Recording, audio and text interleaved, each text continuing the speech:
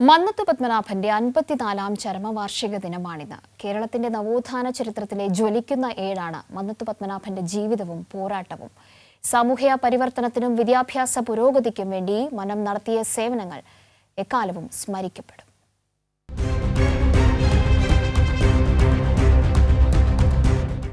മലയാളിയെ മനുഷ്യനായി വഴി നടത്തിയ ആദ്യത്തെ നവോത്ഥാന വിപ്ലവമായ വൈക്കം സത്യാഗ്രഹം മന്നത്ത് പത്മനാഭന്റെയും ഒരു സമരനിലമായിരുന്നു. അതുവരെ സ്വസമുദായ ജീർണതയ്ക്കെതിരെ മാത്രം ശബ്ദിച്ച മന്നം ഒരു തികഞ്ഞ സാമൂഹ്യ നവോത്ഥാന നേതാവാകുന്നത് 1924 വൈക്കം സത്യാഗ്രഹത്തിലൂടെയാണ്. അവർണരുടെ ക്ഷേത്രപ്രവേശന സ്വാതന്ത്ര്യത്തിനായി മന്നം തിരുവിതാംകൂർ കൊട്ടാരത്തിലേക്ക് നടത്തിയ സവർണജാഥ ആ സമരഘട്ടത്തെ ഇളക്കിമറിച്ചിരുന്നു.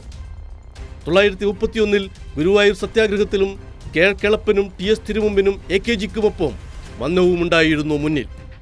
ഗുരുവായൂർ ക്ഷേത്രത്തിൽ കയറി മണിയടിച്ച P. കൃഷ്ണപിള്ള തൻ്റെ പുറത്തടിച്ചയാളെ ഇലനിക്ക് നായരെന്നാണ് വിളിച്ചത്. അതിലും രൂക്ഷമായിരുന്നു സ്വസമുദായ പ്രമാണിമാർക്കെതിരായ മന്നത്തിൻ്റെ ഗർജനങ്ങൾ. തിരുവിതാംകൂറിൽ ഉത്തരവാദ പ്രക്ഷോഭം നടത്തിയതിന് ജയിലിലടക്കപ്പെട്ട മന്നം സ്വാതന്ത്ര്യാനന്തരം വലിയ തോതിൽ വിമർശിക്കപ്പെട്ടു.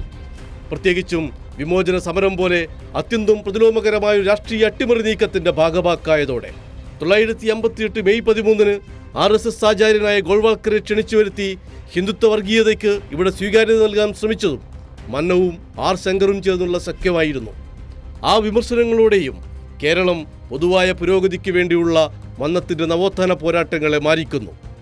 ജാതീയതയുടെയും വർഗീയതയുടെയും കോട്ടകെട്ടി പുതിയ പ്രമാണികൾ പെരുകുന്ന കാലത്ത് മന്നത്തിൻ്റെ ഓർമ്മകളുടെ ഉന്നവും മറ്റൊന്നല്ല.